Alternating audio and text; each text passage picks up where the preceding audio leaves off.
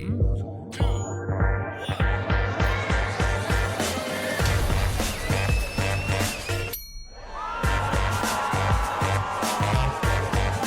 senhoras e senhores! Primeiro episódio de 2025. E, Gabriel, eu vou te falar uma verdade. Eu vou ter que falar isso aqui pra gente iniciar o ano do jeito certo. Ano passado, eu sempre falava isso no final. Aí você vinha assistir o vídeo, consumir o conteúdo e não se inscrevia no canal. Então se inscreve no canal, gente. Ativa o sininho. Não adianta nada você vir e nos usar e não se inscrever. Pelo menos se inscreve e curte o vídeo. Ainda mais com o primeiro episódio de hoje. Desse ano, né? É isso, Gabriel? Exatamente. Tô certo ou tô errado? Você tá certíssimo. É claro que eu tô certo. O pessoal vê, não se inscreve, né? Pô.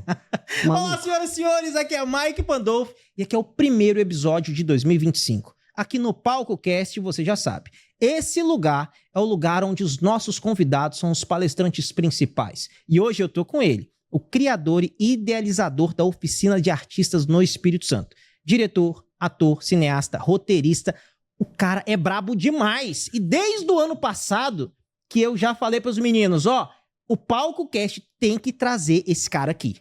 Com vocês, Abel Santana! Obrigado pela receptividade. Abel, eu que agradeço aí por você ter vindo.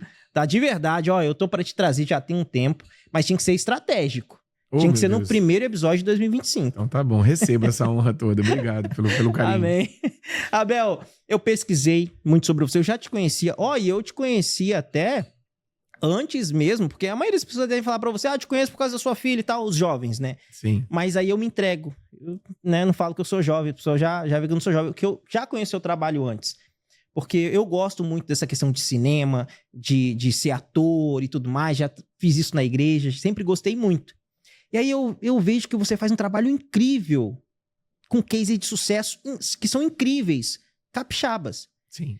E a minha grande dúvida, quando eu comecei a pesquisar mais essa semana sobre você, eu conhecia o Abel, artista, ator, diretor. Agora, o Abel que começou como técnico em química e chegou no teatro, como é que começou essa história? Rapaz, essa viagem é longa, né? Temos quantos dias pra fazer? Pelo menos aí uma semana, né? Então tá bom. Vamos lá. A minha história é uma história que eu, particularmente, quando vejo assim, em retrospecto, eu falei, gente, como é que tudo começou, né? Quando eu comecei a me entender como gente, eu sempre fui uma pessoa muito tímida, um garoto muito tímido, uma criança e um adolescente muito tímido. E no meio dessa timidez tinha um gosto pelas artes, o teatro, a televisão, o cinema.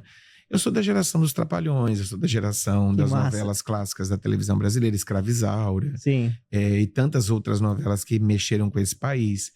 Sou da geração que alguns artistas capixabas, como Wilson Henriques, faziam muito sucesso no Espírito Santo. Tinha uma peça chamada O Boom da Poluição, que foi uma das primeiras peças que eu tive contato de olhar naquele palco e falar assim, cara, eu quero estar ali. Eu não quero estar aqui onde eu estou agora, eu quero estar lá Isso no palco. pensamento de uma criança tímida, de uma pessoa tímida. 10, 11 anos de idade. E aí a vida vai caminhando.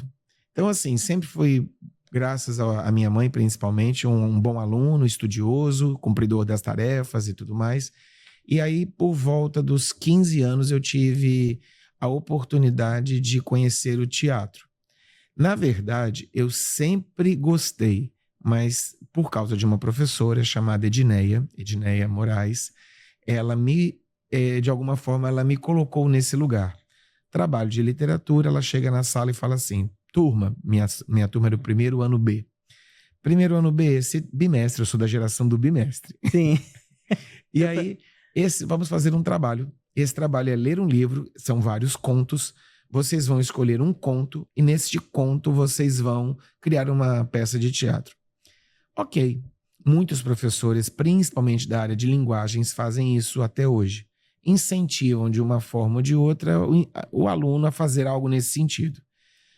E como eu sempre gostei de escrever, eu falei, tá bom, me juntei com o meu grupo de colegas e falei, vou montar o tal roteiro. Sem saber como faz o roteiro, nada disso. Mas como era um bom espectador de teatro, um bom espectador de cinema, um bom espectador de televisão, principalmente novela, eu acabei fazendo esse roteiro acontecer. E aí eu queria muito poder ver esse roteiro pra mim. Falei, nossa, que porcaria, que coisa ruim. Pra poder olhar, falei, meu Deus, era isso? Foi isso mesmo que eu fiz? Seu pontapé foi esse? É. E aí eu escrevi, a história era um cego à beira da estrada. E era uma história de um cara que na beira da estrada ouvia o barulho dos carros. E todas as vezes que passava um carro, ele dizia assim, isso aí é uma Brasília 82. Isso é um Maverick, não sei das quantas. Ele errava todos os carros. Ele não acertava nenhum, porque ele reconhecia pelo barulho do escapamento.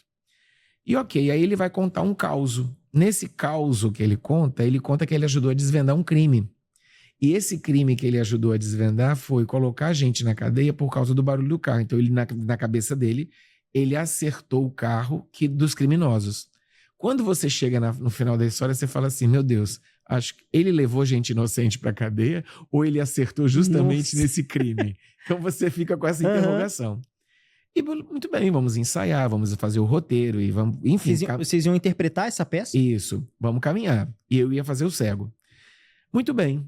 No dia da apresentação, eu só me dei conta que eu ia ter que apresentar naquele dia. Eu falei, Jesus, como é que é isso? Eu vou ter que apresentar para minha turma? Já fiquei em pânico, um menino tímido, 15 anos, adolescente, odeia ser zoado na escola, sim, corre disso, mais que o diabo corre da cruz, justamente para não passar por essa experiência. E lá fui eu. E a Ednei abre a porta, eu lembro como se fosse agora, cara. Ela abrindo a porta, bom dia, primeiro ano B, isso devia ser umas 10 horas da manhã, depois do recreio. Vamos pro auditório. Eu estudava no Colégio Americano Batista de Vitória e tinha um auditório chamado Loren Reno. Vamos pro auditório Loren Reno.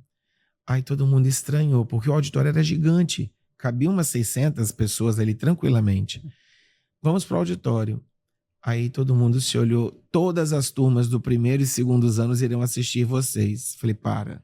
Nossa. Você imagina que pressão é essa? Lá fui eu, morrendo de medo. Valia nota. Se eu não apresentasse, eu não ia ter nota. Eu não podia dizer que não ia apresentar. Tinha que me vestir de uma coragem ali que eu não tinha e fazer o negócio acontecer. Nossa. Muito bem. Subi naquele palco. Quando eu estava vestindo o figurino, no camarim ainda, né? E aí eu olho pro óculos. E aí o óculos olha para mim e fala assim, é a gente, parceiro. Entrei, fechei os olhos e apresentei a peça toda de olhos fechados. À medida que a peça ia acontecendo, eu ouvia as gargalhadas e eu abria o olho rapidinho e fechava. Abria o olho rapidinho e fechava.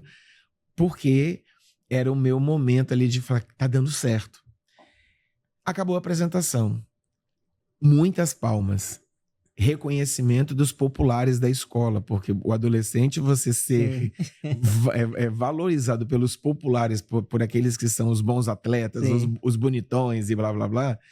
E aí eu saio daquele auditório de um garoto tímido para um garoto talentoso, para um garoto que sabia interpretar personagens. A primeira virada de chave foi ali.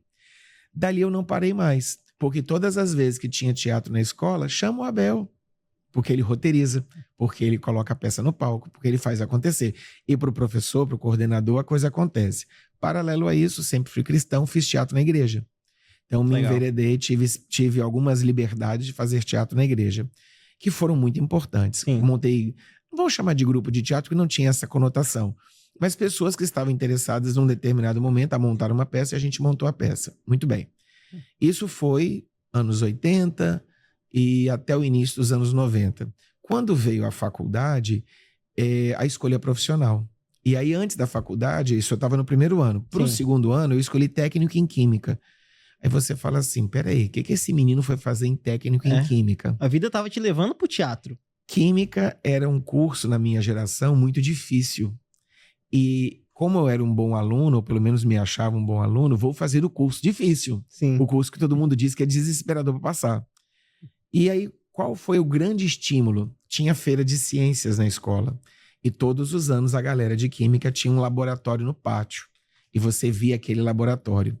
Eles colocavam dois líquidos incolores e quando jogavam em cima do outro, com aquelas experiências. Ficava violeta, ficava verde, ficava azul. Eu achava aquilo mágico. Sim. Talvez a magia da química me atraiu.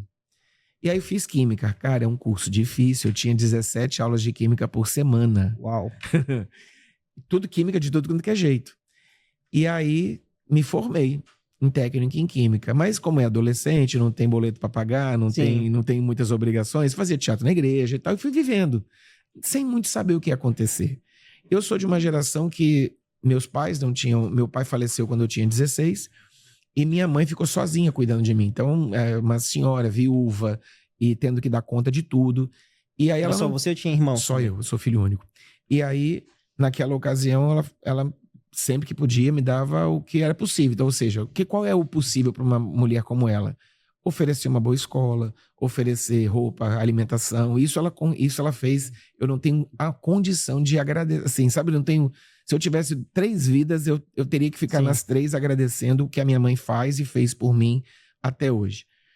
Muito bem. E aí fui eu fazer vestibular. Como eu tinha feito química, qual é o irmão da química? O curso de farmácia. Fiz o curso, não passei no vestibular. Na minha geração tinha uma prova na UFES que sobrava vaga. Você tinha que fazer nas discursivas pontuações mínimas. Então você tinha que tirar 2,5 em cada discursiva para você passar. Aí na prova de química tirei 8,8. Tranquilo. Redação, 85, 87. Química, aí foi tranquilo para mim. Quando chegou na prova de biologia, que era discursiva, caiu tudo que eu não tinha estudado. Nossa. Que eu não conhecia. E aí dos 2,5 pontos, eu tirei 2,1. Eu fiquei por 5 décimos. Nossa. E aí eu falei, cara, não sei por quê. Na mesma ocasião, eu tinha, olha, assim, uns arranjos que Deus vai colocando na vida da gente. Não era para ser farmácia, porque se fosse farmácia, outro curso muito difícil, com uma área voltada para biomédica, para mais próxima das exatas, aí muito forte, eu me distanciaria das artes, com certeza. Sim. E aí eu fui para o curso de economia entrou como na minha vida? Estudante de 2º grau, duro, saio de uma aula de redação, tinha um professor maravilhoso chamado Romão, nem sei se ele está vivo ainda, mas era um professor excelente. E aí ele deu aula até umas 5:30 da tarde, não, até umas 4:30 da tarde. Saí da aula, fui para casa. Aí eu ia tomar um banho para continuar estudando. E eu tinha mania, vi rádio muito alto, rádio alta. E aí, nesse rádio alto ligado, promoção da Rádio Cidade, ligue aqui e ganhe inscrição no vestibular da UVV. Falei, vou ligar. Naquela época, se você ligasse para a rádio, você só dava ocupado. Sim. Você não conseguia falar com quem tinha que falar. Era muito difícil. Não deu ocupado. Alô, Rádio Cidade? Nome, Abel Santana. Beleza, boa sorte. Desligou. Fui tomar banho. Então, nem estava contando. Não, eu vou participar do sorteio, mas expectativa de ganhar, 0. Sim. Então eu lá tomando banho, aquele som alto. E os ganhadores, nós estamos 3. E os ganhadores das bolsas para fazer o vestibular na UVV, que é a inscrição. A inscrição no vestibular na minha geração era caro. E aí... E os ganhadores para fazer o vestibular da UVV são... E Abel Santana do Parque Moscoso. Eu morava no Parque Moscoso na época. Rapaz, pobre quando ganha as coisas. Eu saí pelado, pulando no apartamento, jogando espuma tudo quanto que era lado. E aí passei, peguei o voucher para fazer. Acho que não era nem por causa da UVV, é por ter ganhado alguma coisa. Aí logo na sequência, liguei, aí de novo não deu ocupado. Liguei para a rádio, ganhei. Aí assim, na minha tola cabeça, segunda-feira eu pego esse papel, que isso era sexta-feira de tarde para de noite. Sim. Não. São 5:05 e você tem até 6 horas para passar aqui na Rádio Cidade e pegar. A Rádio Cidade ficava lá em Taparica e na época as estradas eram péssimas, tudo ruim, ônibus ruim. Sim. Me arrumei. Quando eu me arrumo, tô pronto, estudante, duro, levando dinheiro para merenda. Cadê o dinheiro para passagem? Não tinha. Campainha toca. Uma amiga minha, amigona, que inclusive ontem estava na casa dela e a gente relembrou essa história. Ela estava estagiando, ela fez técnica em química comigo, ela estava estagiando na Cezam. E aí ela bateu a campainha que ela foi lá fazer um lanche, alguma coisa. E aí quando ela me olhou, eu falei assim, você tem vale transporte? Ela, tenho. Ela tinha 2. Ou seja, o para eu ir para a Rádio Cidade para eu voltar para o centro. E aí ela falei, espera a mamãe aí, mamãe te dá dinheiro quando ela chegar, que ela ficou na minha casa esperando minha mãe chegar para minha mãe dar o dinheiro para ela ir para Jacaraípe. Que ela mora aí. Nossa, outro lado do mundo ainda. E lá fui eu pra Rádio Cidade. Cheguei lá, peguei o papel e tal. Aí da Rádio Cidade até o UVV eu caminhei uma légua pra chegar, porque era longe. Cheguei na faculdade, onde hoje é o UVV. Sim. E aí cheguei lá, Lá do shopping Vila Velha. Isso. Só que não tinha nada daquilo ali. Era mato Sim. e estrada de chão, terra. E lá fui eu, 17 anos, sozinho, caminhando naquele lugar perigoso, podia ser assaltado, que ali do lado de Boa Vista. Boa Sim. Vista é um bairro perigoso. Sim. Lá fui eu. Cheguei lá na UVV, olhei os cursos Direito, Contabilidade, Administração e o novo curso Economia. Vou fazer Economia. Tinha noção, tá? Já era mais um vestibular, vou fazer um vestibular. E aí saiu o resultado da UFES, logo na sequência saiu o resultado da UVV, eu passei na UVV. E aí, como eu não queria voltar para o cursinho, eu falei, vou fazer o UVV. Não sabia nada que era economia, não tinha noção nenhuma desse universo.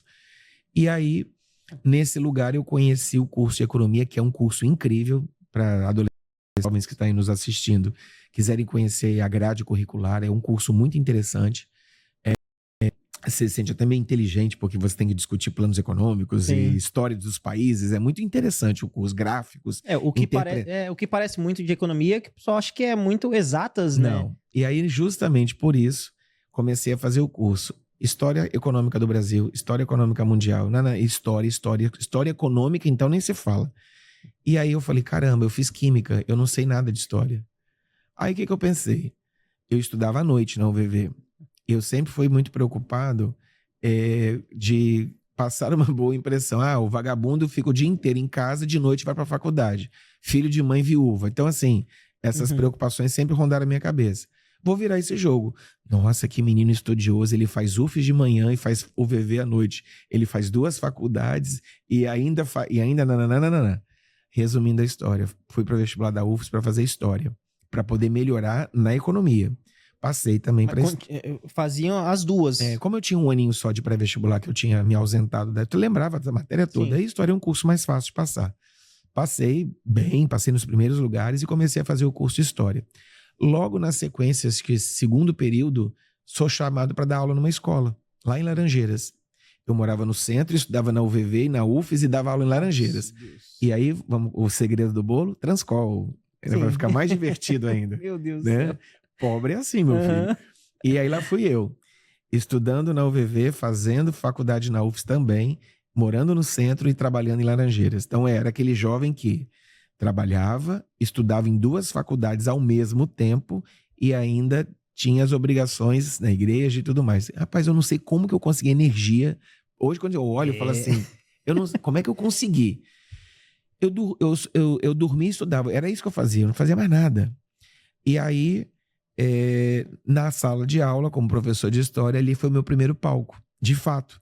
Falar de Napoleão, de Hitler, de Mussolini, de Guerra na Coreia, Guerra Fria, público, né? Roma, o Júlio César, Nero.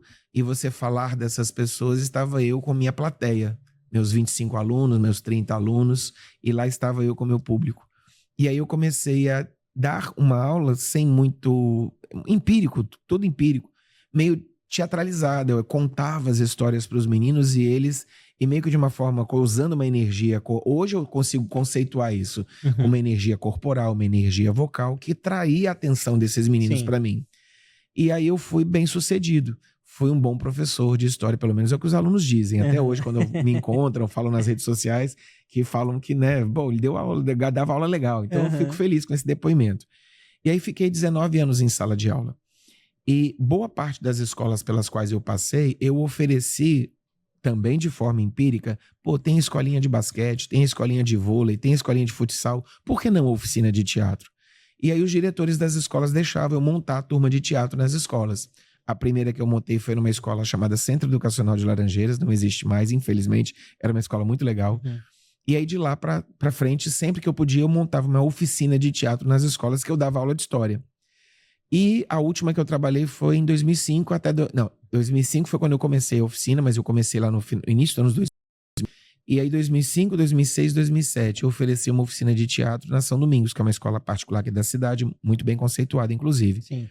E aí eu comecei com 23 alunos na primeira turma, a segunda tinha 44 e a terceira 77. Teve que dividir em 2, porque era muita gente. Então deu muito certo. Deu muito certo. Em 2006... eu começo a ouvir a seguinte frase: Abel, você não dá aula de teatro fora daqui, não? Nesse período era só na escola? Era exclusivo para os alunos? Para os alunos da escola. E eu tenho uma tia, eu tenho uma irmã, tenho uma prima. Aí você fala, você ouviu quantas vezes isso? Tinha semana que 9, 10 vezes. a mesma frase, do mesmo jeito. Às vezes até De com a mesma... pessoas. De diferentes pessoas, com a mesma entonação. Aquilo começou a me incomodar. Eu falei, gente, Deus está falando comigo alguma coisa, eu preciso entender o que está acontecendo. Foi aí que eu fui por um contador. Eu já estava, na ocasião, fazendo teatro profissional na Fafi. Eu era estudante, agora estudante, já... A minha filha nasceu em 2000, 2002 para 2003 eu estava inquieto, desesperado, querendo fazer teatro, querendo fazer alguma coisa que ressignificasse a minha vida. Eu não queria ficar na sala de aula como professor de história. Você não tem certeza de nada, só tem certeza do incômodo, aquilo está te incomodando. Muito bem. E aí, em 2003, eu comecei o curso de qualificação profissional. Na época ele durava 3 anos e meio, eu fiquei 4, porque eu tinha umas oficinas que eu fazia à parte. E aí, em 2007, eu me formo ator. E aí, em 2007, eu monto a empresa. E eu só pude montar a empresa... Aí você fala, por que você teve a liberação para montar a escola? Para dar aula. Porque eu tinha um curso ligado à educação. Então, eu tinha as práticas de ensino, a didática, as matérias que são pré-requisito para você dar aula. Para isso. E aí, em 2007, a aula começou. Aí você pergunta, com quantos alunos? De novo, 23 alunos. A mesma quantidade? Aí comecei com 23, uma sala comercial ali na Leitão da Silva, pequenininha, 44 metros quadrados, era confortável, mas era muito reduzido, cabia 10 alunos por vez, era bem simples mesmo. De 2007 a 2010 eu fiquei nesse espaço. 2007, 2008, 2009. Esse período foi o período mais difícil da minha vida, porque eu tinha que desempenhar as 2 funções, professor de história e professor de teatro. Empreendedor. E aí, meu amigo, desesperador. A fase pior quando a gente está em transição profissional é você ter a velha profissão, porque você precisa pagar seus boletos com ela, e você tá doido para mergulhar de cabeça na nova profissão. E aí, 2009, eu tenho, hoje, como patrão, eu tenho clara convicção, quando você tem alguém na sua equipe que não tá brilhando, que o olhinho dela não brilha mais pro produto, não tá fazendo porque gosta, porque tá realmente se identificando com aquilo que faz, ainda mais a gente que...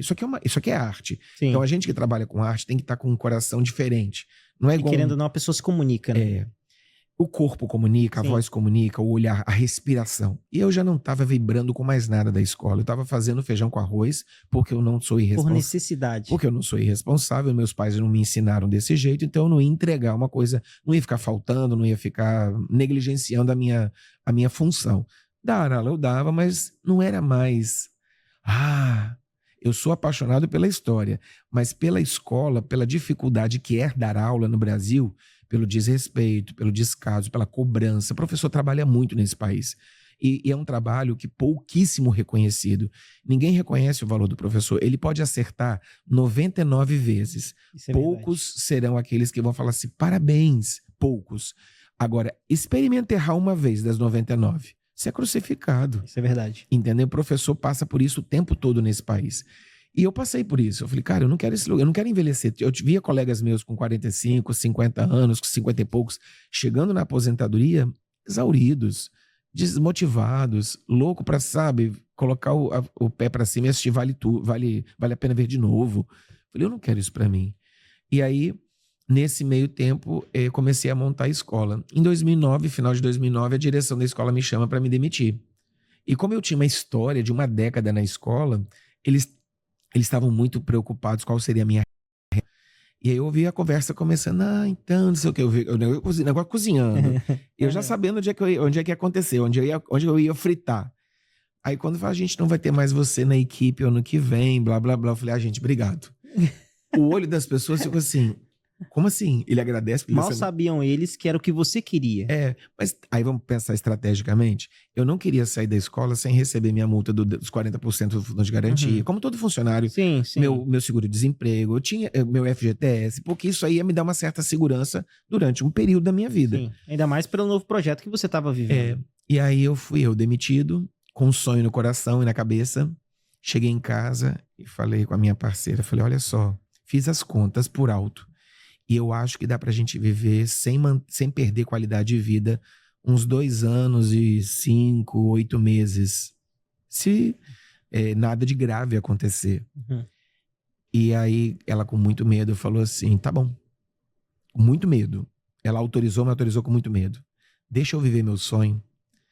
E aí, em 2010, eu embarquei no meu sonho. Em 2010, eu comecei o ano só tendo a minha empresa, porque ela já existia. Sim. Mas E você aí, não tinha mais nem outro negócio. nenhuma Tava outra vivendo fonte pro de teatro. renda.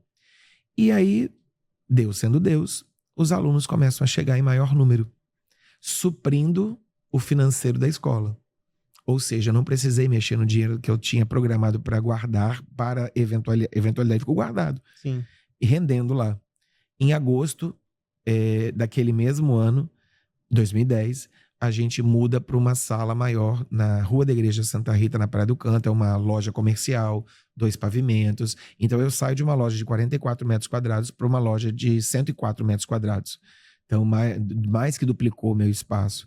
E aí eu já fiquei naquela loja que você tem o letreiro, que as pessoas passam na rua e veem, um bairro residencial, um bairro muito bom. Então estava bem localizado. E aí viajei ali, fiquei ali 9 anos, sou muito grato por todas as experiências Sim. que eu passei ali. Só que chegou uma hora que ficou inviável ficar lá, porque para eu apresentar as minhas peças, as minhas produções ao longo do ano, eu tenho que locar teatros. E eles são muito caros. Os teatros privados aqui do Espírito Santo são muito caros. Teatro do SESI, Teatro do Sesc Glória. Eles são muito caros.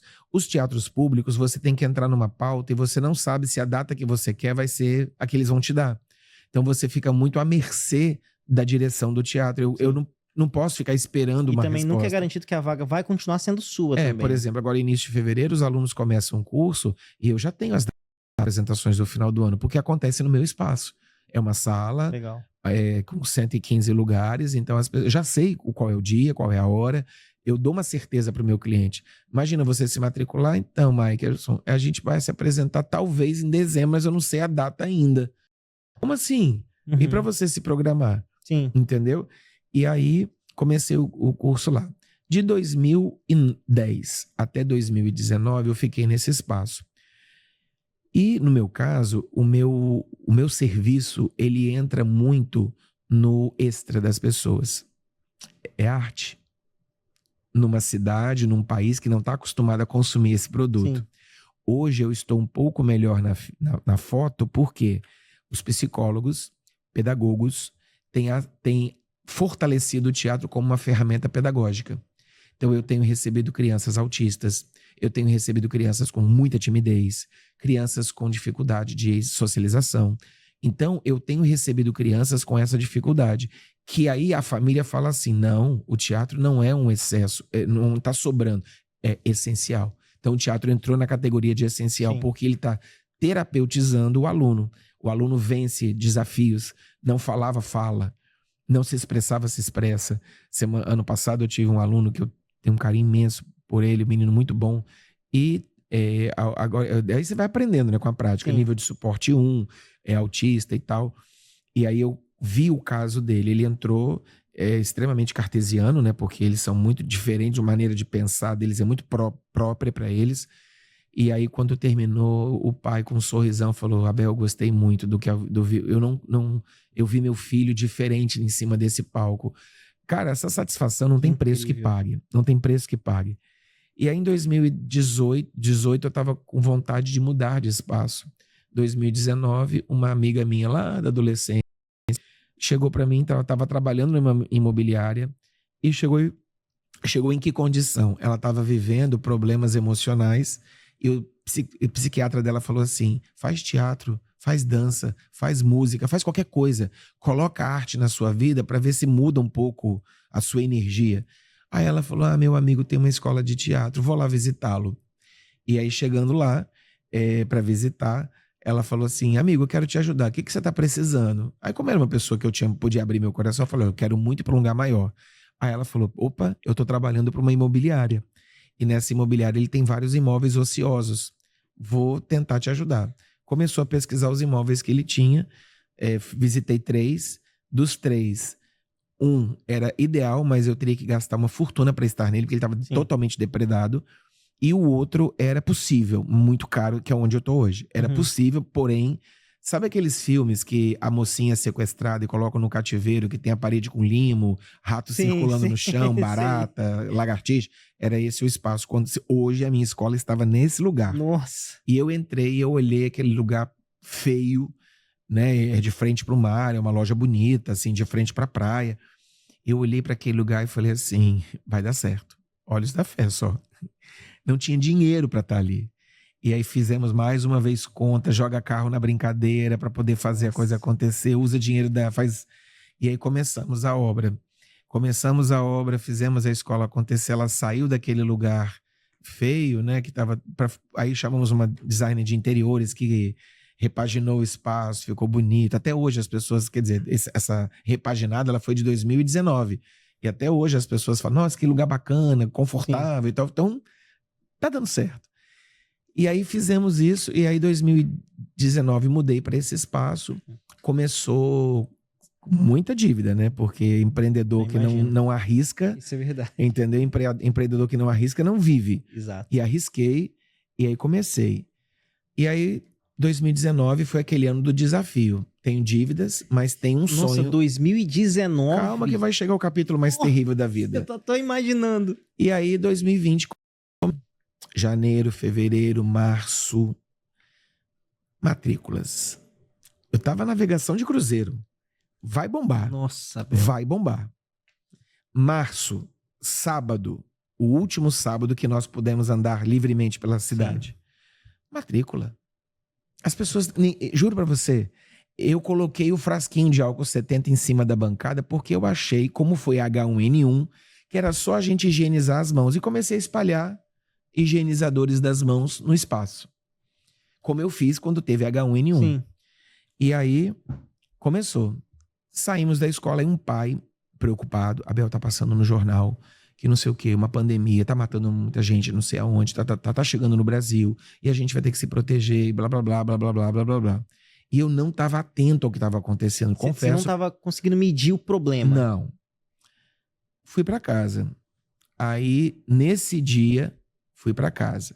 Quando eu chego em casa, eu ligo a TV e aí começam a ter noção do que está acontecendo no planeta. Eu falei, gente, o negócio é sério. Domingo, eu não sei se no seu bairro aconteceu isso, tinha um carro da prefeitura, parecia filme de terror. Fiquem em casa, não saiam, bababá. Parecia filme de ficção científica. Era assustador, assustador. Foi mesmo. E aí a gente, sem saber o que fazer, ninguém tinha máscara, e a máscara de alguma forma protegeria a gente em ambientes públicos. Uma loucura. Vou eu pro supermercado para estocar comida, que aquilo é febre, né? Sim, sim. Vamos estocar comida. Fomos na empresa, pegamos os computadores. Só podia comprar o mínimo possível para deixar para os outros. Fomos para a empresa, pegamos aí transformamos a nossa casa no nosso escritório e tal. Não, minto, isso aí fomos só no supermercado. Aí, o que o governador falou? Nem sei se ele também tinha noção do que ele estava falando, acredito que não. Gente, 15 dias, antecipem as férias. Mandei e-mail para todos os alunos. Vamos antecipar as férias de vocês. Ao invés de vão acontecer agora em março. E na minha tola expectativa, eu realmente achei que eram só 15 dias. Que depois daqueles 15 dias nós voltaríamos. Eu imaginei que seria um mês também. Voltaríamos à atividade. Eu imaginei isso. Quando foi dando o 12º, 13º dia, aquele monte de caixão na Itália, a Europa toda devastada, e o Brasil sofrendo cada dia, aumentando o caso, a curva só ficando lá em cima. Eu falei, gente, para. Aí foi que, graças a Lara, né, porque aí tem a geração Z. Lara, pai, vamos ter que dar aula online. Como assim, filha? E aí, deixa eu te mostrar o aplicativo Zoom. Que é isso? eu fui adestrado, essa é a palavra, para usar o Zoom. E aí, diante dos meus conhecimentos de teatro, eu fui dar aula de teatro online, para não deixar o meu sonho morrer. Sim. E graças a Deus, eu sempre que posso falo isso, os pais ficaram conosco, os alunos ficaram com a gente, a maioria. Um ou outro debandou porque não teve paciência para aula online. E modéstia à parte, eu desenvolvi aulas online interessantes. Eu vi muitas aulas online horríveis. Fiz cursos online que você fala assim, cara, você tá de brincadeira pra mim. O cara tá lendo o negócio, ele não tem uma energia, tem nada. E aí eu consegui não só dar aulas, como ensaiar peças de teatro online. Eu fiz isso. É surreal. Pra não deixar... O que acontecia no presencial, você tava trazendo pro online. Pro online, né? E aí eu fiz isso acontecer pra não deixar a minha escola morrer. quando não deu mais condição da gente trabalhar dentro de casa, porque você imagina, a casa virou um estúdio de filmagem, porque a Lara já estava fazendo os vídeos e tal, eu trabalhando com aula online e a esposa trabalhando como psicóloga, um apartamento pequeno. Então, vamos para a empresa, vamos ficar lá nós dois só. Aí eu e ela fomos para a empresa. Então lá ela tem a sala, né, tinha a sala dela, que ela não está mais comigo lá, tinha a sala dela e eu tinha a minha sala e nós ficávamos ali. Como nós morávamos no mesmo ambiente, não precisava de máscara, só nós dois na escola o tempo todo, e foi mais tranquilo. E ali eu fiquei uma boa parte de 2020. Quando começaram as pequenas liberações no final do ano, liberaram os cursos livres, que é onde eu me encaixo. Sim. Aí falei, alunos podem voltar para o presencial. Cara, distância de 1,5 metro para um para o outro, cada um no seu colchonete com um álcool 70 por perto, assim, um pânico. A gente ficou. Aí eu tive que dar uma aula que é a pior aula que existe do planeta, chamada aula híbrida. Uma parte da turma tá online e uma parte da turma tá presencial. Nossa, eu já fiz isso. Você quer matar o professor, você colocar ele nessa situação. Você quer acabar com a pessoa. Porque a dinâmica é diferente do presencial e do online, aí você tem que unir isso. E para unir isso é uma luta terrível. Eu não consegui. Eu saía da aula exausto. Parecia que eu tinha lutado o galo de rinha. Sim. Aquele galo de rinha que tinha apanhado pra caramba. Era a sensação que eu sofria. Todas as aulas... Eu tinha a sensação da seguinte forma. Não foi legal. Não. Eu saía muito triste. Eu saía muito triste, porque eu não conseguia entregar aquilo que eu sei fazer.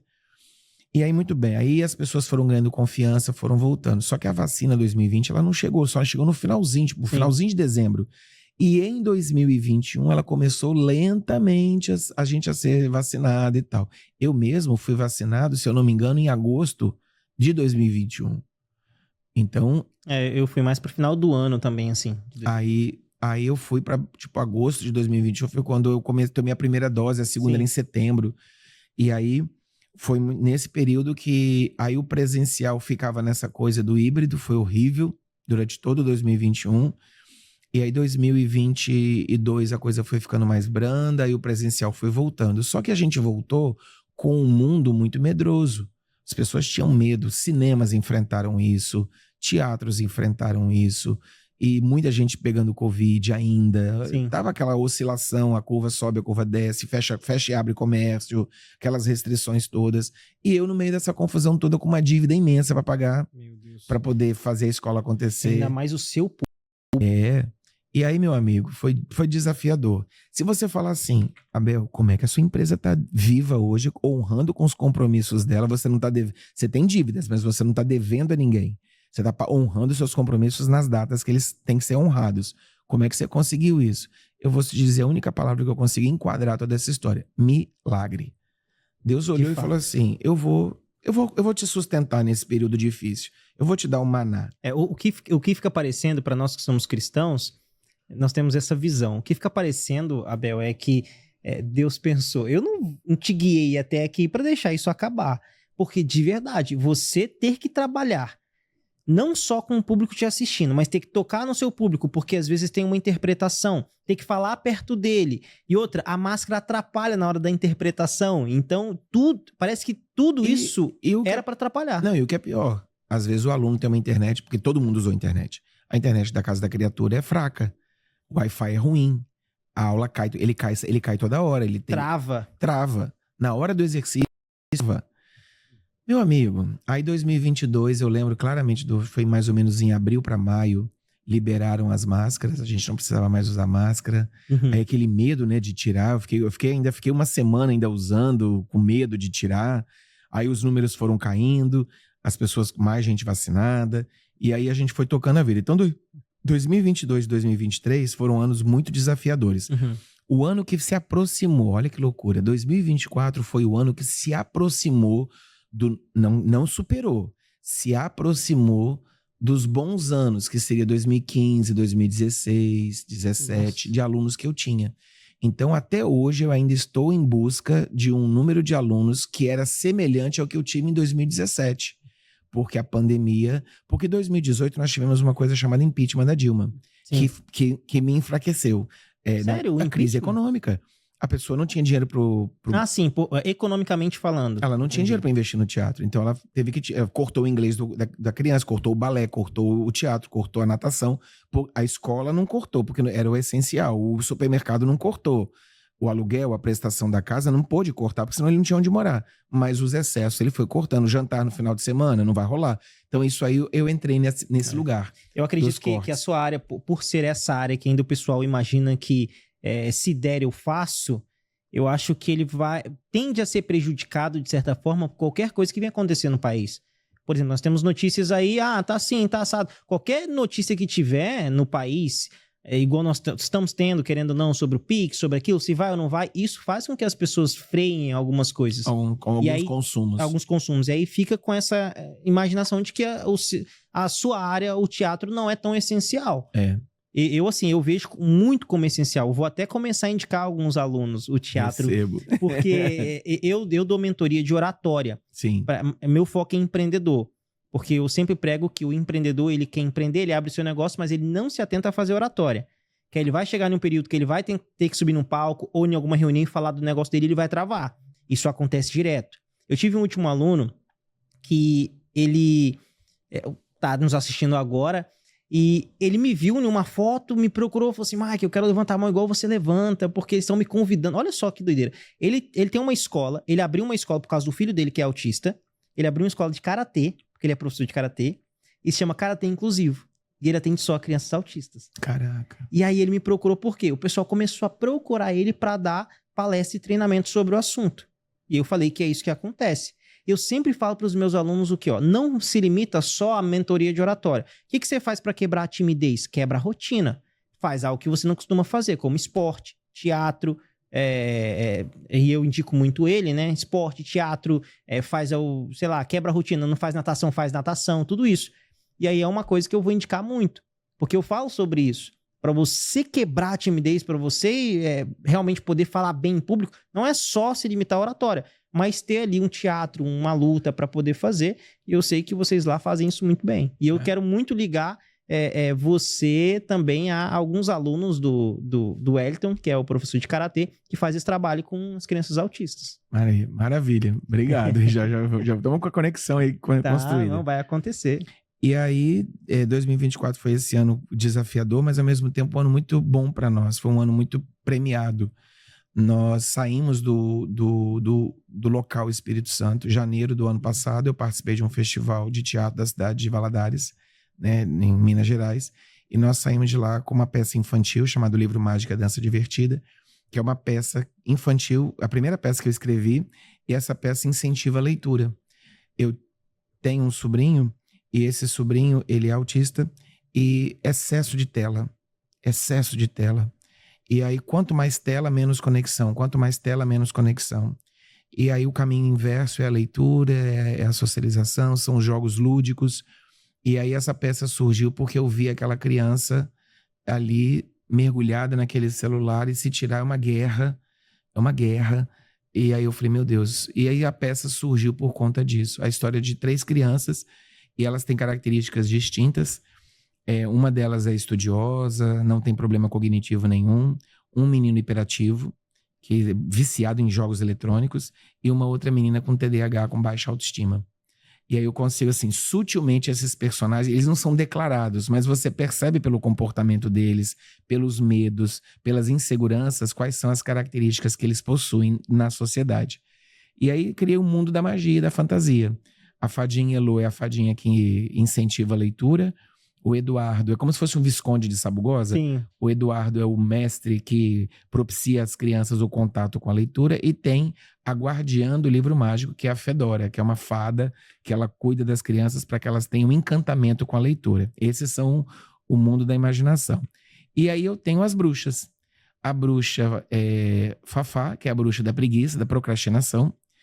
A bruxa Enter, olha o nome da bruxa, Enter, é ligada à internet. Ela tá no Wi-Fi para fazer as crianças se distraírem, se ficarem.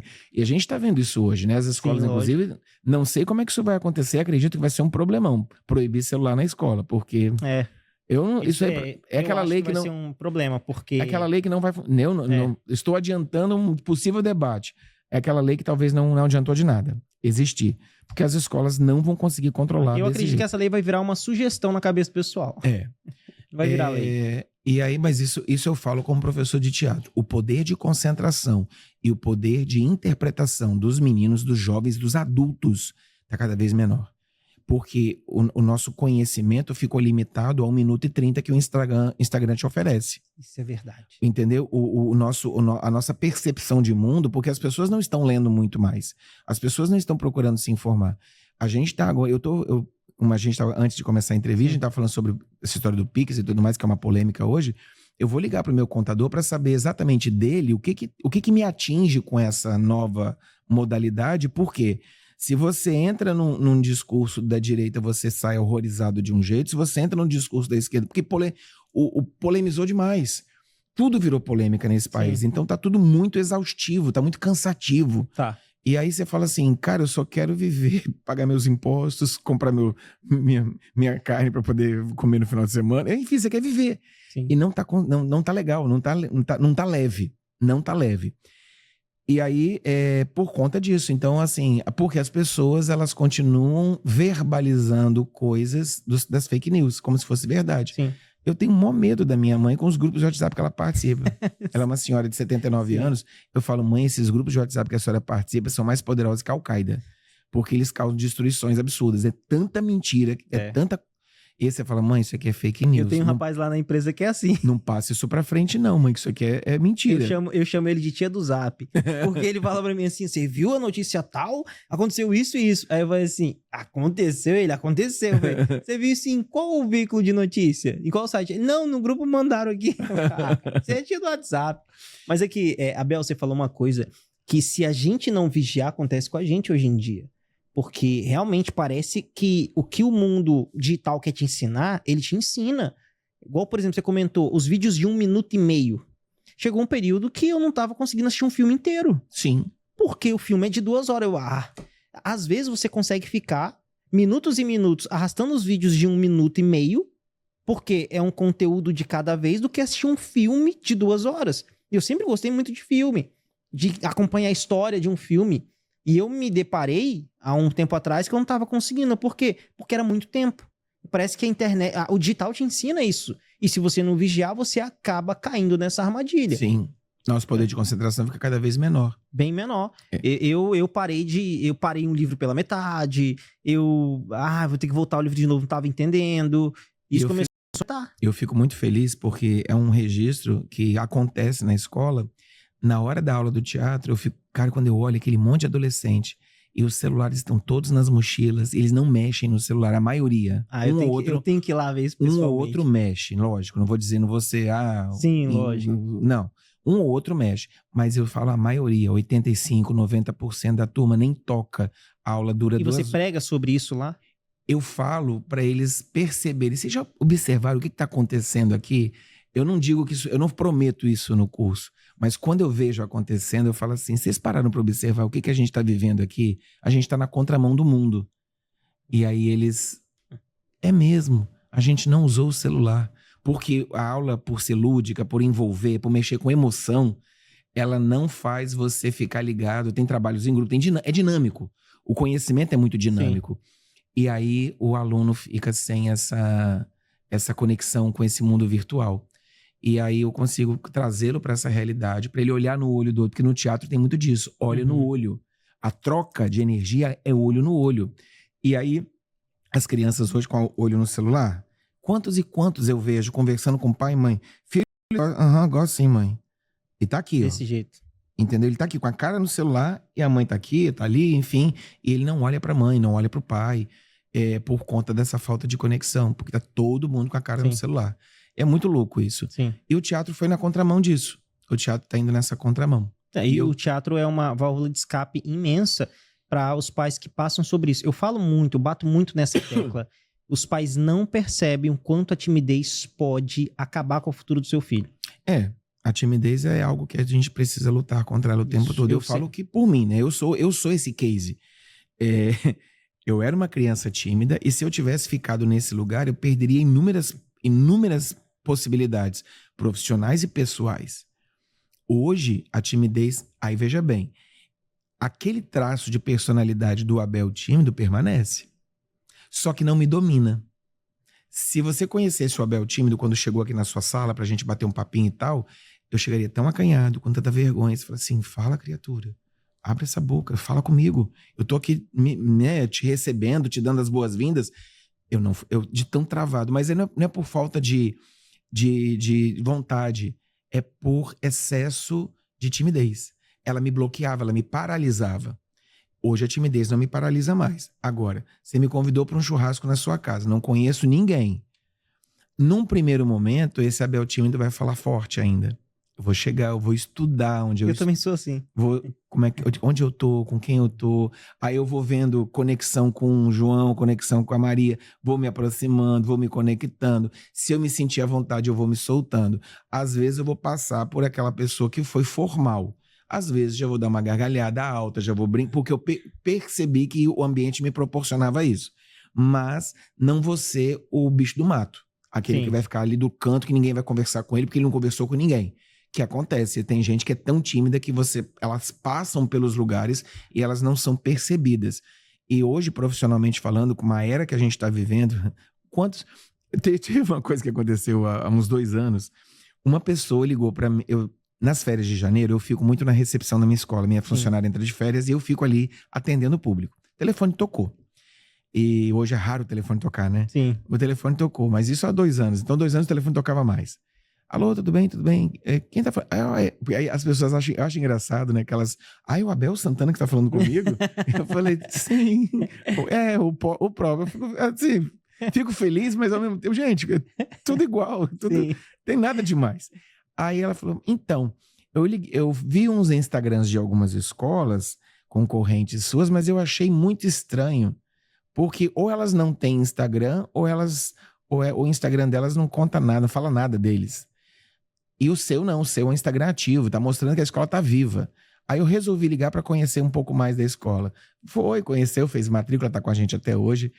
E aí você fala assim, caramba, olha que loucura, as pessoas hoje medem a gente. Eu vi várias pessoas, antes de conhecer o nosso espaço, conhecem a gente virtualmente. Sim, é o no currículo, nosso Instagram, né? no nosso YouTube, nosso site. A gente tem site, né? Então, nosso site. Então, elas vão ali conhecer a gente. Que loucura, cara. Que loucura. A pessoa sempre faz isso porque virou um currículo, né? Peraí, eu vou querer saber quem é essa pessoa. E melhor, você tem que se posicionar. Porque se você é um profissional hoje que não utiliza seu Instagram para se posicionar, para ter bons conteúdos, para estar lá postando todo dia, o pessoal vai chegar e vai acontecer igual ela falou. Poxa, eu fui e o pessoal não tá postando nada sobre isso, não tem conteúdo nenhum. A pessoa pode até ser boa, mas se ela não comunicar isso na internet, já era. E você você comentou também, Abel, que você iniciou aqui no Espírito Santo. E essa dúvida também que eu queria te perguntar quando eu comecei a pesquisar. Você é muito bom no que você faz. Amém, obrigado. O seu teatro, de verdade, entrega muito. Eu vi lá alguns ensaios, eu vi alguns vídeos. Incrível. Como que você pensou quando você iniciou? Você não chegou a pensar, por exemplo, eu acho que eu vou para Rio e São Paulo, que é o polo dos artistas. Porque, assim, querendo ou não, as pessoas não lembram muito do Espírito Santo. O pessoal fala que o esquecido é o Acre. Não, o Acre lembram porque falam que é esquecido, mas não é. O pessoal não lembra muito do Espírito Santo. E você conseguiu trazer esse case de sucesso, essa oficina de artistas, na sua própria filha, teve esse grande alcance, porque você é uma referência aqui no Espírito Santo. Por que você não pensou em ir para São Paulo ou Rio, por exemplo? Bom, primeiro, o Espírito Santo, isso eu estou falando do professor de história, o Espírito Santo sempre foi o patinho feio da região sudeste. Sim. Na época do ouro, o ouro era nosso. Não sei se você sabe, o Ouro Preto, na época das capitanias hereditárias, era território capixaba. Só que quando foi feita a divisão, ficou para Minas Gerais, porque criaram os estados, mas a capitania do Espírito Santo, ela contemplava as terras que tinha ouro, mas o ouro não ficou com a gente. Fecharam o nosso litoral com a barreira verde, a floresta impedindo os invasores de chegar em Minas Gerais, desviavam o ouro pelo Rio de Janeiro, por Paraty e outras cidades do Rio, faziam o ouro escoar por ali. Na época do café, Minas e São Paulo cresceram absurdamente, e o Espírito Santo sempre à margem disso tudo. Então, eu fui educado, construído nesse estado que, quando que ele aparecia? Vai chover no Espírito Santo que vai acabar com o estado, vai aparecer no Jornal Nacional. Vai fazer um calor que vai fritar as pessoas no asfalto, vai aparecer no Jornal Nacional. Então, eu sou aquele que o Espírito Santo só era lembrado nas desgraças. Sim. Nas desgraças. E aí, muito bem. Quando veio a história de ir para Rio e São Paulo, eu tive alguns conhecidos das artes que falaram assim, olha só, nenhum problema de você ir para o Rio e São Paulo. E eu percebi isso com alguns colegas. Eu só vou vencer se eu for para o Rio ou se eu for para São Paulo, como ator. Lá não é sua terra. Você é um estrangeiro lá. Então, as oportunidades que serão dadas para você lá serão menores. Pode ter certeza disso. Porque você é um estranho naquele lugar. Você é um forasteiro. E aí, na minha terra, não existem muitos oferecendo o mesmo serviço, o mesmo trabalho. E aí você pode se destacar mais rapidamente. E aí eu sou muito apaixonado pelo Espírito Santo. Eu sou um capixaba que ama isso aqui. Eu sou apaixonado por essa terra, né? Eu moro em Vitória, então quando eu ando, eu gosto de pedalar, então eu pedalo por essas praias aqui. Eu fico, cara, eu moro num lugar muito incrível. Aí daqui a pouco você fala assim, quero sentir um frio, 1h30, 1h20, você tá numa montanha, você tá sentindo um friozinho gostoso. Enfim, é um estado com muitas culturas, alemã, italiana, a cultura negra. Aí nós tivemos vamos chamar de invasões, os mineiros, os paulistas, os cariocas, os baianos, que vieram para cá em alguns momentos da história por causa da construção da Arcelor, que hoje é Arcelor, mas não era CST, da Vale, que foram motivados a vir para o Espírito Santo por causa das grandes indústrias que vieram para cá. Então a gente tem esse lugar todo aí construído. É um estado multifacetado, muito rico e de muita gente talentosa, mas que acredita pouco no seu potencial. Isso é verdade. E infelizmente tem poucos investimentos. Eu faço natação desde criança. Eu já vi gente incrível aqui no estado. Essas pessoas incríveis tiveram oportunidades de ir para o Rio, nadar nos grandes clubes. O que aconteceu com elas? Desapareceram, porque eram estrangeiros. Tinham que lutar muito para chegar onde o outro chegou. Sim. E eram talentosíssimos, com habilidades, não sei, assim, eu não sou técnico, não posso dizer isso, mas quando eu olhar, eu falei, cara, não fica devendo nada para ninguém, é campeão brasileiro. Eu tenho uma atleta que eu admirava muito, ela foi 10 anos campeã brasileira de uma prova, mas aí não foi para fora, e outras foram, e aí chegou até um Pan-Americano, depois parou, porque as dificuldades por não estar na sua terra. Isso tudo foi fazendo com que eu pensasse muito sobre isso. Eu falei, cara, eu vou vencer na minha terra, eu vou oferecer um serviço, porque da mesma forma que eu sonho em fazer teatro no Espírito Santo, tem outras pessoas que devem sonhar a mesma coisa que eu. E aí foi nesse acreditar que eu montei a escola, no meu achismo, né? Sim. Baseado na minha experiência. Eu falei, cara, eu tenho muita vontade. Por que eu vou me instrumentalizar inicialmente na minha terra e depois vou virar as costas para ela? E aí eu falei, não, vou começar aqui no Espírito Santo. É fácil? Não. Mas de alguma forma você acaba virando uma referência por conta da sua trajetória. Quer dizer, esse ano a gente faz 18 anos de escola. 18 anos é muito... Quando você fala, gente, 18 anos é muito tempo, a gente vai ganhar carteira de motorista esse ano. Né? A escola vai poder fazer habilitação, vai poder ter ficar título, maior de idade. Vai ter título de eleitor, vai ter que obrigado a votar. Exato. Então, essas coisas que eu falei, caramba, a escola tá fazendo... É uma vida de adulto, cara. E aí é isso que a gente fica muito feliz.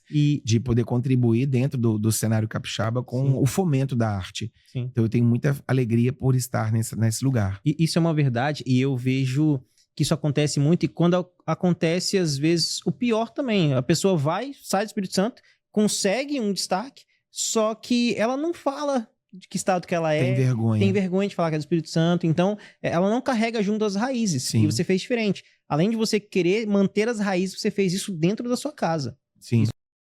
Por uma coisa que eu fiquei pesquisando que você disse, agora faz sentido, Abel. Por que você lutou, não desistiu, foi até o fim? Tu é vascaíno, né? O sentimento não pode parar. Ô, Gabriel, fala pra mim. Rapaz, deixou de ser vascaíno? Nada. Aí, tá vendo? É um batalhador. A gente fica ali, não cai não. Esse ano, pelo amor de Deus, não me mata de vergonha, não. Desse jeito, tá vendo aí? Mas fica tranquilo, ó. Tem corintiano aqui, entendeu? Aí, parceirão. Tem corintiano, esconde sua carteira. Então, assim, né, ô Gabriel? Você é qual time, Gabriel? Cara, minha família é flamenguista, né? Então, e você? Mano, eu nem assisto futebol, tirei. Não assiste futebol? Não assisto, mano. Uhul! Mas é o Flamengo, aí, o Flamengo na veia aí, mano. É isso aí. Convidado é vascaíno. O que eu te ensinei, Gabriel? Você é vascaíno. Eu sou vascaíno. Faz uma média, Gabriel, faz uma média. Agora, Fel, tá preparado o negócio que a gente montou lá? Eu vou fazer uma brincadeira agora com você, Abel. Vamos lá.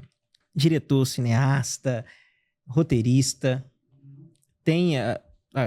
Eu não conheço nenhuma escola de teatro referência no Espírito Santo que não foi Abel Santana. Eu, Mike Pandolfi. Obrigado. E agora eu quero a sua opinião, porque eu também fui muito noveleiro por causa da minha mãe e do meu pai. E eu separei algumas novelas que eu lembrei aqui, junto com os meninos. E eu quero que você me fale qual que é a melhor. Se quiser fazer um comentário, pode fazer. Mas você vai falar qual que é a melhor na sua opinião. Eita. Tá? Uma opinião crítica. Crítica. Vamos lá? Opinião crítica. Lembra Mulheres de Areia? Sim, lembro. Incrível. Incrível. Mulheres de Areia ou Senhora do Destino? Eita, meu Deus. Vamos lá. Eu acho que Mulheres de Areia, principalmente por causa da Glória Pires. Você tem noção do que é aquela mulher viver duas, Ruth e Raquel? E a própria atriz fala que o que fez foi a juventude. O que fez ela manter, né, esse trabalho foi incrível. Senhora do Destino foi um novelão, foi incrível também. Nazaré Tedesco, outro personagem nossa, é um meme icônico, até hoje. Icônico, né?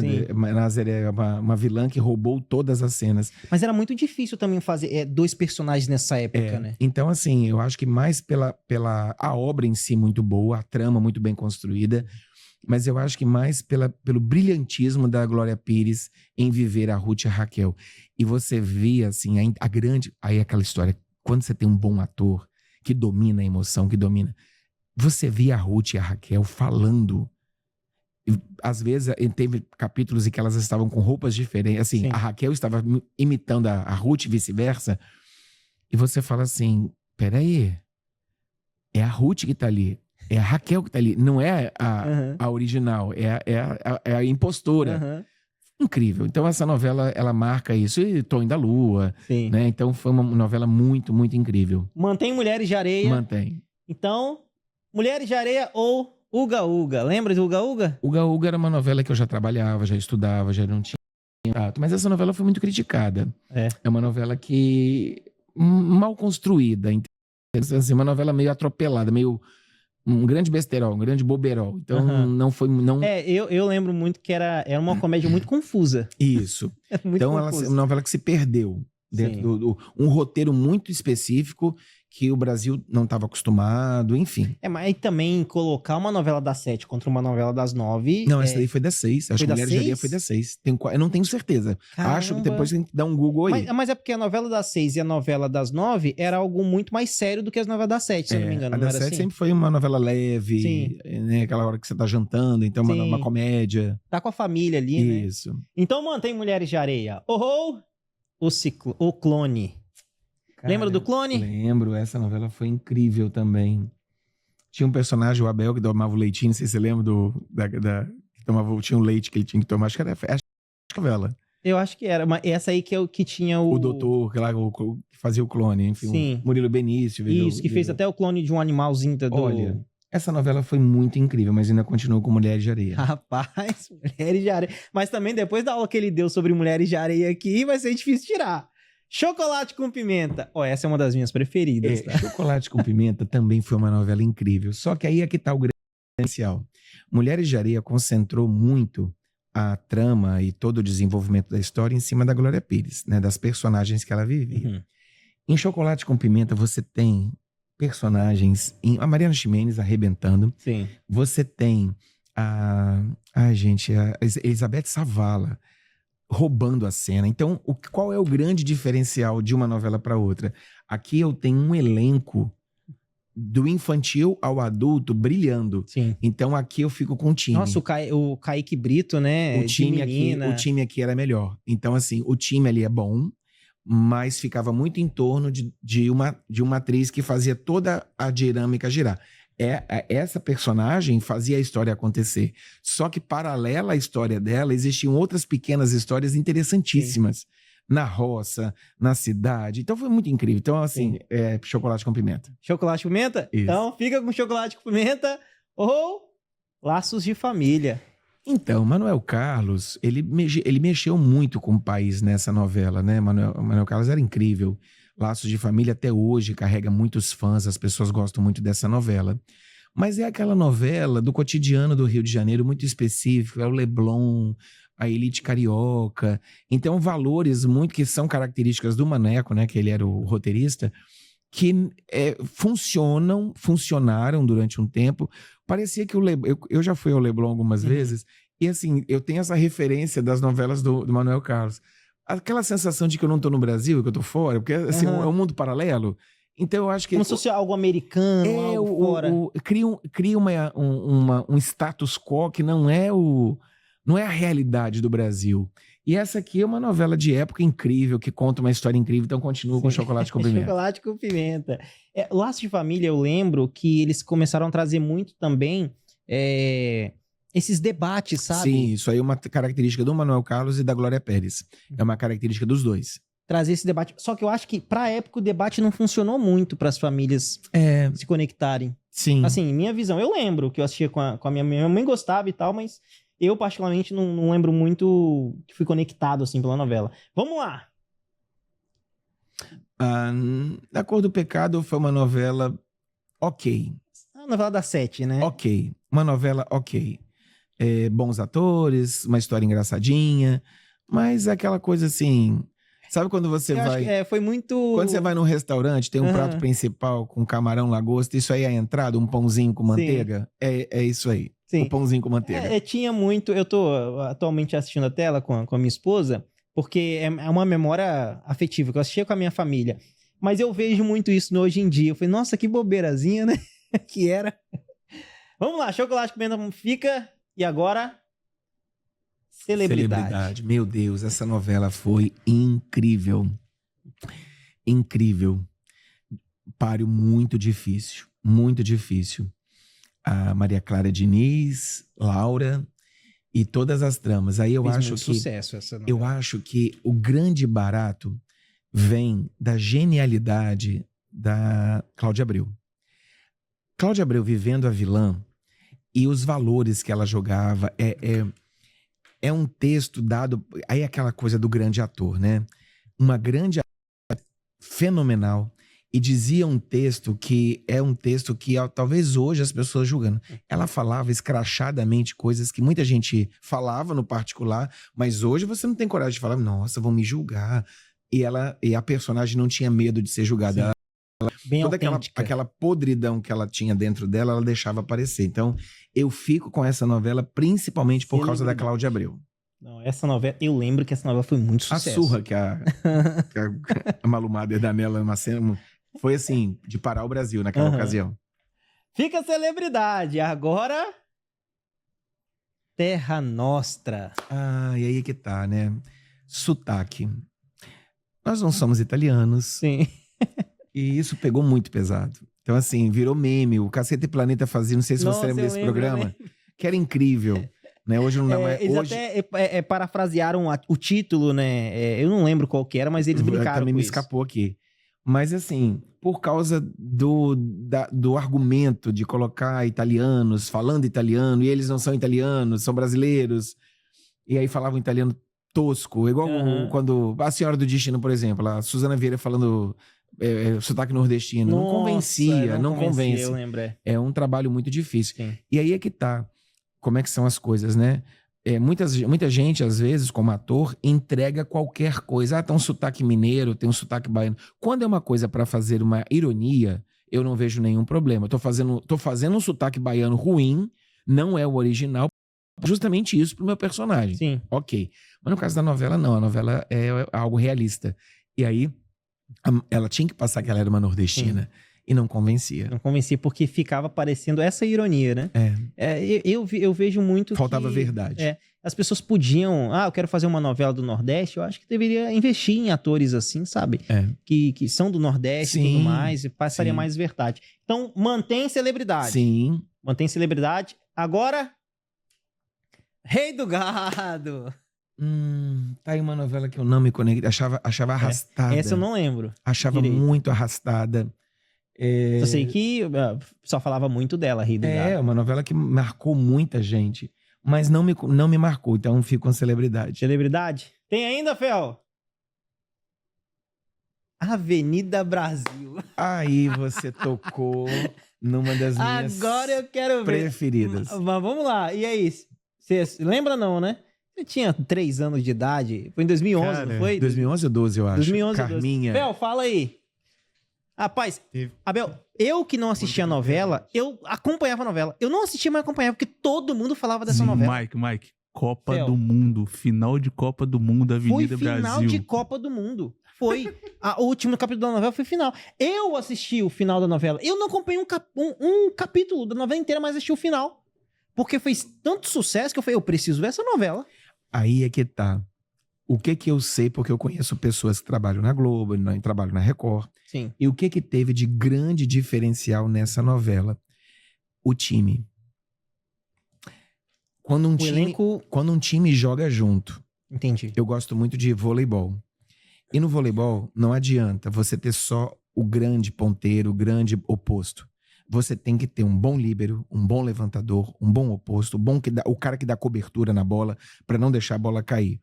Ou seja, o time joga junto. Esse elenco estava preocupado em contar a história da melhor forma possível. Quando eles entravam em cena, eles davam vida a personagens muito conectados com o público.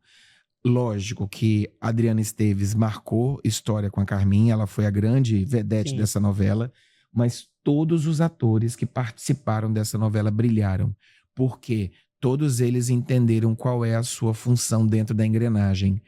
É a mesma coisa quando você pega um relógio de ponteiro e você tira e vê a máquina funcionando, você tem uma peça minúscula, mas se você tirar aquela peça, o relógio não funciona. Então, o que acontece? O elenco sabia, eu vou fazer uma ceninha só. Porque isso acontece, o nosso lugar de ator é um lugar de muita vaidade. Então, quando você tira a vaidade e coloca o compromisso, a identidade, você tem um grande trabalho. Eu tenho 10 falas, eu tenho 5 falas, eu tenho 8 falas, eu tenho 30 páginas para falar hoje, porque é o meu personagem, não tem problema. Porque eu vou entregar o melhor, e foi o que esse elenco fez. Outra história que aconteceu, não sei se você vai selecionar essa novela, mas outra história que aconteceu não foi na Globo, foi na Record. A Globo lançou Babilônia. Babilônia tinha um elenco incrível, Natália Timber, Fernanda Montenegro, Bruno Galhaço, Glória Pires e grande elenco. Nossa, peso. Só gente... Quando eu vi a propaganda da novela, eu falei, meu Deus, essa novela vai estraçalhar a audiência, porque o elenco prometia muito. Na mesma época, a Record coloca 10 Mandamentos. Tímida, vamos contar a história de Moisés. Atores Conhecidos, mas atores que meio que foram expulsos de outras emissoras. ou que digamos perderam assim. contratos e foram para lá para trabalhar, blá, blá, blá. Ao longo dos meses, Babilônia se perdeu na vaidade, em inúmeros problemas de produção, saiu do ar muito tempo Nossa, antes. eu me lembro disso. Saiu do ar muito tempo antes do previsto. E 10 Mandamentos ganhando audiência, ficando com muitos pontos, e a Globo aqui afundada. A Record viveu poucas vezes isso ao longo da sua história. E viveu com 10 Mandamentos. 10 Mandamentos virou filme, não sei se você assistiu. Sim. E foi assim, eu que assisti a novela toda e assisti o filme, eu falei, meu Deus, que trabalho de edição. Gabriel, que gosta de edição, cara, se você assistir a novela e depois você fala, peraí, eles pegaram uma novela de 200 e tantos capítulos e transformaram num filme. O filme eu não assisti, a novela eu assisti. 2 horas e pouco, e contaram a história com maestria. Impressionante. Então mas aí você fala, o que tinha de diferente no 10 Mandamentos? O time, o elenco. Então... Mesmo sendo um elenco não tão renomado, trabalhou junto. Comprou a briga. Sabe o que eu vejo também? Alguns É aquela diretores... história, você diz assim, Abel, você prefere trabalhar com alunos talentosos? Você prefere trabalhar com alunos talentosos ou com alunos dedicados, esforçados? Eu vou te dizer o esforçado. Porque o esforçado vai sempre lutar para melhorar. O talentoso, já sou bom. Na hora eu resolvo. É isso que eu ia falar. Eu já vi alguns diretores reclamando disso. Às vezes você contrata e ao invés de vir um artista, vem a estrela. Sim. A estrela acaba com tudo. Sim. Eu sou mais estrela que todos os outros times, então eu não posso receber ordem tal e tal. Aí não vira um time, né? Sim. Eu vejo muito isso mesmo. Sim. Acabou, Fel? Então o vencedor foi... Avenida Brasil. Eu tinha certeza que a Avenida Brasil ia ganhar, porque eu assisti o último capítulo. Nem Foi- assisti a Foi novela. incrível, foi incrível. Ó, pra você ter noção, eu lembro até o Garminha. Até eu sabia imitar o cara. E nem tinha internet. Ô, Garminha, olha só, Garminha. Ficou igual, Fel? E tinha, rapaz, muito bom essa novela. E eu nem acompanhei, mas sabia que ela ia ganhar. Que demais. Abel, infelizmente, estamos chegando ao fim. O pessoal nem me colocou o tempo aqui. Né, Gabriel?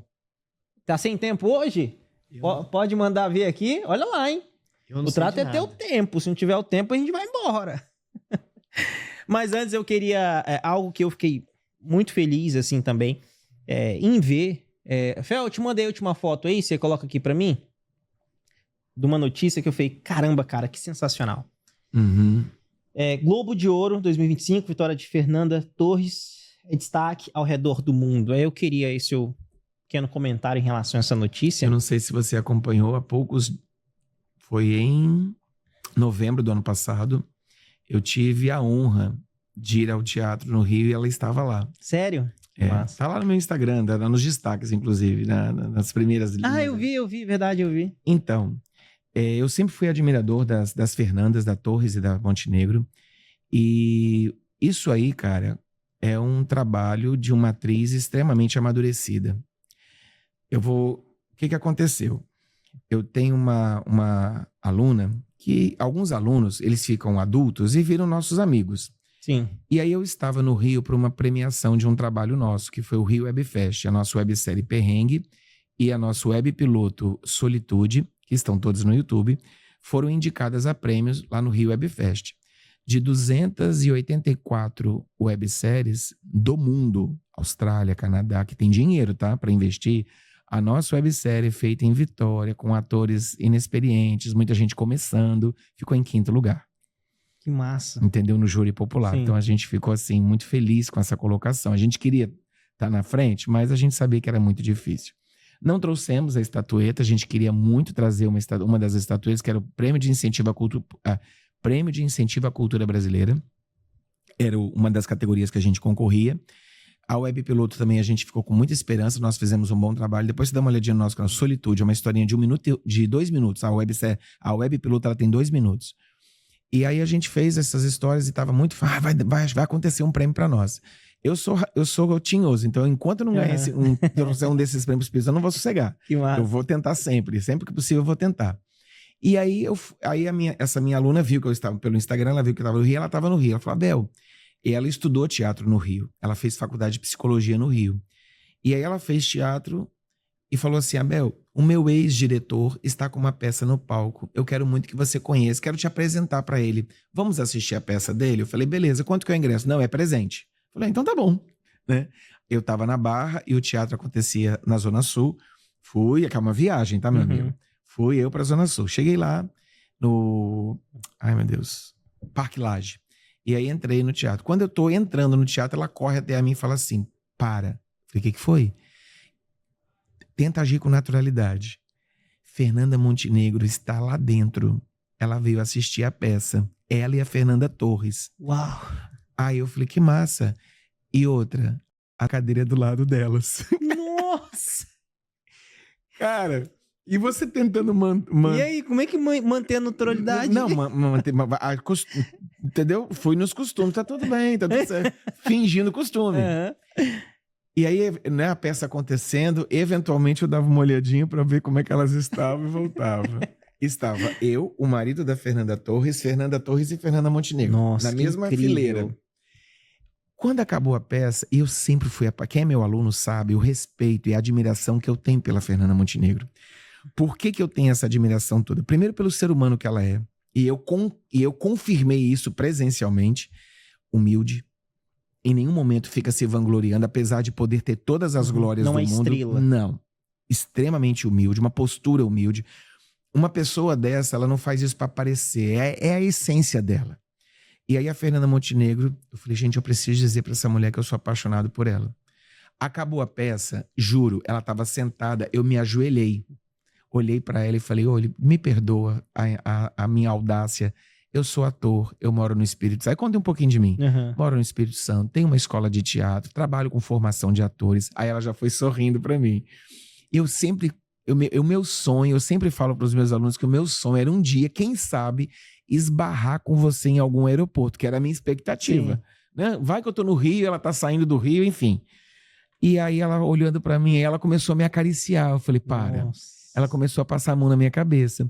Aí ela, vocês, professores de teatro, são pessoas incríveis porque vocês mantêm a arte viva. Começou a falar um monte de coisa bonita para mim. E aí eu fiquei feliz em ouvir aquilo. E aí no final ela diz assim, Deus te abençoe, e me deu um beijo na testa. E eu sou muito calorento. Minha testa estava suadaça. Nossa. Eu fiquei com vergonha. E ela deu aquele beijo e me abraçou. Nossa. E eu falei, cara, não vou tomar banho nunca mais, né? Caramba. Aí nisso, e o bom é que a Gabriela estava do meu lado, ela pode confirmar. Uhum. Ele foi abençoado por ela. Ele recebeu a bênção. É. E aí, muito bem. Logo na sequência, aí nisso, a Fernanda Torres já tinha levantado e estava conversando com outras pessoas da peça. E aí eu me aproximei dela e falei o tanto que eu a admirava. E falei assim, caramba, eu já tinha assistido o filme. Eu falei, caramba, você deu uma aula de interpretação pra gente. Muito obrigado. O que você fez nesse filme foi uma aula de interpretação. Aí ela olhou e falou assim, sério que você acha isso? Mas era não era de falsa modéstia, não. Era ela. Ela falou, sério que eu entreguei tudo isso mesmo? Ela estava em dúvida. Eu falei, para. Ela estava em dúvida do potencial que ela, né? Uhum. Ou pelo menos demonstrou ali uma certa... Não, fiz apenas o meu trabalho. Como a mãe dela... Talvez na mente dela, eu só fiz o que mandaram eu fazer. fazer. E aí veio a premiação, né? No dia da premiação começou aquela polêmica que ganha, não ganha, ganha, não ganha. Aí eu vou dormir. Quando eu acordo, meu WhatsApp com o meu Instagram cheio de notícias dela, eu falei, merece. Incrível. É uma grande atriz, trabalhou com comédia durante muitos anos, uma postura, e aí aquela história, independente de ser ator, qualquer coisa que a gente vai fazer na vida, tem humildade. Sim. Em nenhum momento as duas se comportam como eu sou a melhor. Esse prêmio, é lógico que ela deve estar muito feliz e é justificável Sim, ela estar lógico. feliz. Tem que Daqui estar a pouquinho também. tem o Oscar. Quem sabe a gente não traz uma estatueta de lá. Sim. Vai ser muito interessante isso, se isso acontecer. Mas, independente de até onde já se chegou com essa história. E aí, por trás dessa premiação, tem um ser humano admirável. Um ser humano que você fala assim, caramba, que pessoa bacana, que pessoa incrível. Crítica, um pensamento crítico. E aí ela mesma fala, gente, eu já fracassei. Porque as pessoas estão muito acostumadas, quando elas chegam num determinado ponto, de não contar os seus fracassos, os seus perrengues. E nenhuma das duas está querendo não contar essa parte da vida. Para quê? Para justamente valorizar aquilo que está na mão dela, aquele troféu. Exato. Ele é fruto de erro e acerto, ele é fruto de persistência, ele é fruto de acreditar. É isso. Então, o teatro ensina muito isso pra gente. E isso, se a gente leva pra vida, você vai ser o melhor administrador, você vai ser o melhor cantor, você vai ser o melhor bancário, você vai ser o melhor dentista, porque você é alguém que tem essa essência. E o teatro ensina a gente a lutar dessa forma, a lutar dessa forma diferente, que as escolas não ensinam. As escolas convencionais, elas ensinam a gente a fazer cálculo, a interpretar texto, marcar X e escrever uma redação. Isso aí. É isso. Não nos preparam, de fato, para a prática da vida. Pra vida, não. Isso é verdade. Eles preparam, no máximo que eles preparam, o seu futuro vai ser arrumar um emprego e esperar a aposentadoria chegar, ponto. É isso que você vai viver. E a gente sabe que é muito mais do que isso. Eu vejo o teatro, ele é essencial para todo mundo, porque se você, em qualquer profissão que você tá, se você faz teatro, você consegue entregar um profissional melhor. Porque antes do Abel em casa, do Abel ou Abel ali apresentando, então, eu passei um problema em casa e tal, você não vai poder levar isso pros seus alunos, então entra o teatro aí, sabe? Eu preciso aí... As minhas couraças aí. Exato, então eu acredito que todo mundo teria que ter o teatro realmente para até ser um profissional e até no pessoal ser melhor. Sim. Eu acredito muito nisso. Sim. E aí, senhoras e senhores, que incrível! Fala a verdade. Fala a verdade, Fé. Ó, Avenida Brasil foi eleita pro Abel, dentre essas outras. É, né? Deixa pro final, verdade. E é isso, Abel, eu queria te agradecer. Eu que agradeço a Tá? E oportunidade. ó, pode ter certeza que a gente vai ter que fazer parte 2. Por favor. Porque o próximo não é novela. Agora eu vou colocar atores e atrizes. Pra Tá você bom. decidir qual é a melhor interpretação. Tudo Fechado? bem, fechado. Eu quero muito ir lá fazer uma visita pra vocês, Por favor, conhecer o faça. teatro, tá? E pessoal, esse foi Abel Santana. Considerações finais pro pessoal que tá assistindo, quem quer fazer teatro, por que eles devem procurar a escola? Então, gente, vocês que estão assistindo o nosso episódio, teatro é uma ferramenta para a vida. Eu sempre uso isso com os meus alunos, porque através do teatro você vai se comunicar melhor, você vai ter uma comunicação mais assertiva em todas as áreas da sua vida. Teatro não é só para quem quer estar no palco. Teatro também é para quem quer estar na frente de funcionários, comandando pessoas, diante de uma igreja, comandando pessoas, trabalhando com pessoas, em um hospital, ou seja, em qualquer área da vida. Se você passa pelo teatro, você vai ser um profissional diferenciado. Então, teatro é uma ferramenta para a vida. E a nossa escola fica localizada em Jardim da Penha, na Avenida Dante Michelin, número 501. É um endereço que a gente gosta muito. Vai lá nos fazer uma visita, faz uma aula experimental. Posso deixar o telefone? Com certeza. 27 99 860 8670. E no nosso WhatsApp, se você quiser falar por WhatsApp, é só falar: oi, gostaria de marcar uma aula experimental. Dia 29 de janeiro já vai ter passado esse episódio? Dia 29 nós já... Não. É semana que vem nosso episódio? Ainda não. Não, Não. vai ter passado, vai. Tá. Porque o episódio é pra semana que vem? É. Ah, então não. Dia 29 é só na outra semana. Então, é. Então, E aí quem- vai ter passado vai ter já uma o aula- episódio. vai ter passado. Isso. Então, dia 29 de janeiro a gente vai ter uma aula experimental especial só para pessoas que não conhecem a gente. Então, a turma inteira são de novatos. Então, se você quiser fazer essa aula, vai ser um barato ter a sua presença. E também, ao longo do mês de fevereiro, março, a gente tem a oportunidade de te atender. Nós temos os cursos de teatro, teatro musical, interpretação para TV e cinema, danças urbanas, canto individual. E temos uma mentoria também oratória, voltada Legal. para executivos, para pessoas que são estudantes universitários, que querem aprender. E a gente utiliza as técnicas do teatro para trabalhar com essas pessoas. Então é isso. Fica aí um convite para você fazer parte E o dessa arroba no brincadeira. Instagram? @oficina Abel Santana é o da escola, e o @Abel Santana _ é o meu pessoal, que se misturam, né? Não tem jeito. Sim. Ele acaba se misturando com a escola, porque uma coisa tá ligada à outra e é muito Sim. forte. É isso. Que incrível. E aí, senhoras e senhores, Abel, mais uma vez mesmo, muito obrigado. Eu que agradeço. A parte 2 vai vir com certeza. E esse foi mais um episódio, o primeiro de 2025. E mais uma vez, se inscreve, ativa o sininho, comenta, curte, compartilha. E esse foi Abel Santana. Senhoras e senhores, obrigado por esperar até aqui.